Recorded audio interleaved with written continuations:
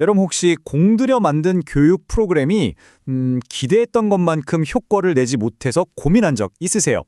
그 원인이요, 생각보다 간단한 데 있을 수 있습니다. 바로 목표가 처음부터 명확하지 않았기 때문일 수 있다는 거죠. 성공적인 학습을 위한 첫 단추이자 가장 중요한 설계도, 바로 수행 목표 작성법인데요. 자, 오늘은 학습의 성패를 저하하는 이 강력한 청사진을 어떻게 하면 효과적으로 그릴 수 있는지, 그 핵심 원리부터 구체적인 방법까지 한번 제대로 알아보겠습니다. 오늘 우리가 함께 살펴볼 내용은 이렇습니다. 먼저 수행 목표가 도대체 왜 필요한가? 이 근본적인 질문부터 시작해서요. 여러 목표 관련 용어들을 명확하게 정리해 볼 겁니다. 그리고 좋은 목표를 만드는 세 가지 핵심 요소를 알아보고 각 요소를 어떻게 써야 하는지 구체적인 가이드까지 살펴본 뒤에 전체 내용을 요약하면서 마무리하겠습니다. 자, 그럼 시작해 볼까요? 네, 첫 번째 파트입니다. 본격적으로 목표를 작성하기 전에 이게 왜 중요한지를 먼저 알아야겠죠. 사실 수행 목표는 그냥 형식적으로 만드는 서류가 아닙니다. 효과적인 교육을 위한 가장 단단한, 그야말로 기초 공사라고 할 수 있거든요. 이 질문이야말로 모든 교육 설계의 시작이자 끝이라고 할 수 있습니다. 우리가 어떤 종류의 수업을 만들든 가장 먼저 스스로에게 던져야 할 질문이 바로 이거죠. 그래서 이 수업이 다 끝나고 나면 학습자가 뭘 할 수 있게 되는 거지? 이 질문에 대한 명확하고 구체적인 답, 그게 바로 수행 목표입니다. 1962년에 교육학자인 로버트 메이거가 바로 이 점을 강조했습니다. 학습이 끝난 다음에 학습자가 뭘 할 수 있는지를 명확하게 기술하는 게 무엇보다 중요하다고 말이죠. 한번 생각해 보세요. 목표가 없으면 뭘 가르쳐야 할지, 어떻게 가르칠지, 또 뭘 평가해야 할지, 이 모든 게 다 따로 놀게 됩니다.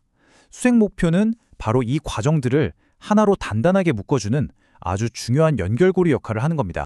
잘 만든 목표는요, 교수 설계자나 가르치는 사람에게는 아주 명확한 로드맵이 됩니다. 그래서 불필요한 내용을 덜어내고 핵심에만 집중할 수 있게 도와주죠. 평가 문제를 낼 때도 기준이 명확해지고요. 그럼 배우는 사람 입장에서는 어떨까요? 내가 뭘 배우게 될 거고 나중에 어떤 기준으로 평가받을지 미리 알 수 있으니까 훨씬 더 학습에 몰입할 수 있겠죠. 가끔 목표를 세우는 게 창의성을 해친다고 비판하는 분들도 계시는데요. 실제로는 오히려 그 반대입니다. 목표랑 상관없는 이야기로 빠지는 걸 막아주고 수업이 정말 중요한 본질에 집중하도록 돕는 아주 효과적인 장치예요. 자, 이제 두 번째 파트로 넘어가 보겠습니다. 현장에서 보는요, 목표와 관련된 여러 용어들이 좀 섞여서 쓰이는 경우가 많아요.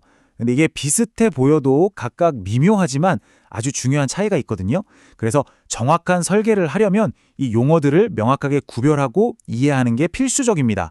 같이 한번 정리해 보시죠. 오늘 이야기의 주인공이죠. 바로 수행 목표입니다. 정의를 한번 볼까요? 교수가 끝났을 때 학습자가 무엇을 할 수 있을지에 대한 상세한 기술. 여기서 핵심 키워드는 바로 할 수 있다는 겁니다. 다시 말해, 눈으로 직접 보고 측정할 수 있는 학습자의 행동에 초점을 맞춘다는 거죠. 그래서 행동 목표라고도 부르고요. 학습 목표나 교수 목표랑 같이 쓰이기도 합니다. 이름은 조금씩 달라도 중요한 건 모두 관찰 가능한 수행에 집중한다는 점입니다. 그렇다면 교수 목표는 뭐가 다를까요? 수행 목표가 학습 상황, 그러니까 교실 안에서 뭘 할 수 있는지를 다룬다면요. 교수 목표는 실제 세계에서의 적용을 다룹니다. 교육이 다 끝난 후에 학습자가 실제 직장이나 일상생활에서 배운 걸 써먹어서 뭘 해낼 수 있는가, 이걸 보여주는 거죠. 훨씬 더 크고 궁극적인 방향점이라고 생각하시면 됩니다. 이 표를 보시면 관계가 한눈에 들어오죠. 교수 목표가 실제 현장에서 멋진 건물을 짓는다라는 최종 목적지라면 최종 목표는 그 건물을 짓기 위해 학습 환경에서 설계도를 완벽하게 그릴 수 있다 같은 구체적인 학습 결과물입니다. 그리고 하위 목표는 그 설계도를 그리려고 배워야 하는 벽돌 쌓는 법, 배관 설치 원리 이해하기 같은 개별 기술 하나하나에 대한 목표가 되는 거죠. 이렇게 큰 그림에서부터 작은 단계까지 체계적으로 쭉 연결되는 구조입니다. 자, 이제 이론적인 이야기는 어느 정도 됐고요. 진짜 중요한 실제 작성법으로 들어가 보겠습니다. 그래서 좋은 목표는 어떻게 써야 하나요?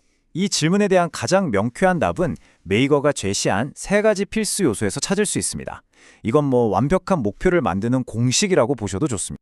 네, 완벽한 수행 목표에는 반드시 이 세 가지 요소가 다 들어가야 합니다. 첫째, 행동.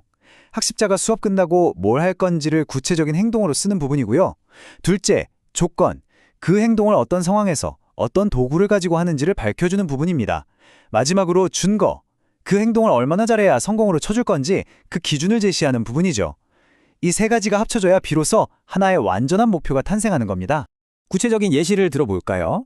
자의 눈금 읽기라는 기술이 있다고 해보죠. 이 그림을 보면 최종 목표인 눈금 읽기를 해내기 위해서 어떤 하위 기술들이 필요한지를 보여주고 있어요. 예를 들어서 두 점 사이를 10등분하기, 정수 눈금 판단하기 같은 작은 기술들이 차곡차곡 쌓여야 비로소 최종 목표를 달성할 수 있는 거죠. 이처럼 복잡한 기술일수록 작은 단위로 쪼개서 각각의 목표를 세우고 하나씩 쌓아 올라가는 과정이 굉장히 중요합니다. 방금 봤던 자, 눈금 읽기 예시의 최종 목표를 이 3요소 공식에 한번 넣어볼까요? 0.1인치 단위로 표시된 자가 주어지면 이게 바로 조건이고요. 학습자는 한 점의 위치를 식별하여 이게 학습자가 해야 할 행동이죠. 그리고 마지막으로 가장 가까운 0.01인치 단위까지 읽어낸다. 이 부분이 성공의 기준인 준거가 됩니다. 어때요? 이 세 가지가 합쳐지니까 누가 봐도 아주 명확하고 측정 가능한 목표가 만들어졌죠. 자, 그럼 이건 어떨까요? 선다형 문제에서 10개 중 9개를 맞힌다. 얼핏 보면 조건, 행동, 준거가 다 있는 것 같잖아요. 그런데 이건 대표적으로 잘못된 목표입니다. 왜 그럴까요? 이 목표에는 학습자가 무엇에 대해 알아야 하는지 그 핵심 내용이 완전히 빠져 있어요. 어떤 지식이나 기술을 평가하는 건지 전혀 알 수 없고 그냥 시험 형식만 말하고 있을 뿐이죠. 이런 껍데기만 있는 목표는 사실상 아무 의미가 없습니다. 좋습니다. 그럼 지금부터는 좋은 목표를 만드는 세 가지 요소, 즉 행동, 조건, 준거를 각각 어떻게 하면 효과적으로 쓸 수 있는지 그 구체적인 팁과 규칙들을 하나씩 자세히 들여다보겠습니다. 가장 중요한 행동 요소부터 시작하죠. 핵심은 딱 하나입니다. 관찰 가능한 동사를 써야 한다는 거예요. 알다, 이해하다, 감상하다 이런 동사들은 학습자 머릿속에서 일어나는 일이라 우리가 직접 볼 수도 없고 측정할 수도 없잖아요. 대신 식별하다, 분류하다, 시연하다처럼 눈으로 바로 확인할 수 있는 행동을 나타내는 동사를 써야 합니다. 목표를 쓰실 때 스스로에게 이렇게 한번 물어보세요. 내가 학습자가 이 행동을 하는 걸 직접 볼 수 있나? 여기에 네라고 대답할 수 있어야 좋은 동사입니다. 다음은 조건 요소입니다. 조건은 말 그대로 학습자가 행동을 수행할 무대를 설정해 주는 거예요. 용어 목록이 주어지면처럼 어떤 정보가 주어지는지 혹은 계산기와 지도를 사용해서처럼 어떤 도구를 쓸 수 있는지를 명시하는 거죠. 이 조건을 어떻게 설정하느냐에 따라 과제 난이도를 조절할 수도 있습니다. 그리고 더 중요한 건 실제 업무 환경과 비슷한 조건을 만들어주면 교실에서 배운 걸 현실에서 더 잘 써먹을 수 있게, 즉 학습 전이를 도울 수 있다는 겁니다. 마지막으로 준거 요소입니다. 이 부분은 그래서 어느 정도 해야 잘했다고 할 수 있는데? 라는 질문에 답을 해주는 부분입니다. 성공의 기준을 명확하게 제시하는 거죠. 90% 이상의 정확도로라든지 5분 이내에처럼 정확도나 속도로 간단하게 나타낼 수도 있고요. 글쓰기나 디자인처럼 좀 복잡한 과제는 수제로 표현하기 어렵잖아요. 그럴 땐 체크리스트나 루브릭 같은 구체적인 채점 기준표를 활용해서 결과물의 품질 기준을 명확하게 제시해 줄 수 있습니다. 자, 드디어 마지막 단계입니다. 지금까지 배운 내용들을 하나로 모아서 목표 작성의 전체 그림을 완성하고요. 이 기술이 얼마나 중요한 가치를 갖는지 다시 한번 정리해 보겠습니다. 효과적인 목표 설정은 이처럼 아주 체계적인 과정을 거칩니다. 제일 먼저 실제 세상에서 뭘 할 것인지 큰 그림, 즉 교수 목표를 정하고요. 그 다음 이걸 학습 상황에 맞는 구체적인 최종 목표로 바꿉니다. 그리고 나서는 이 최종 목표를 달성하는 데 필요한 주요 단계와 세부 하위 기능들을 꼼꼼하게 분석해서 각각에 대한 하위 목표들을 만들어 나가는 거죠. 이렇게 큰 목표에서부터 가장 작은 단위의 목표까지 위계적으로, 체계적으로 구성하는 것이 핵심입니다. 오늘 우리는 교육 설계를 위한 목표 설정법을 배웠지만 이 원리는 사실 우리 삶 전체에 적용될 수 있습니다. 결국 핵심은 무엇을, 행동, 어떤 상황에서, 조건, 어느 수준까지, 준거, 달성할 것인지를 명확하게 정의하는 거니까요. 여러분이 지금 하고 계시는 업무 프로젝트나 개인적인 목표에 이 원리를 한번 적용해보면 어떨까요? 아마 지금보다 훨씬 더 나은 집중력과 성공적인 결과를 가져다 줄 거라고 확신합니다. 오늘부터 한번 시작해 보시길 바랍니다.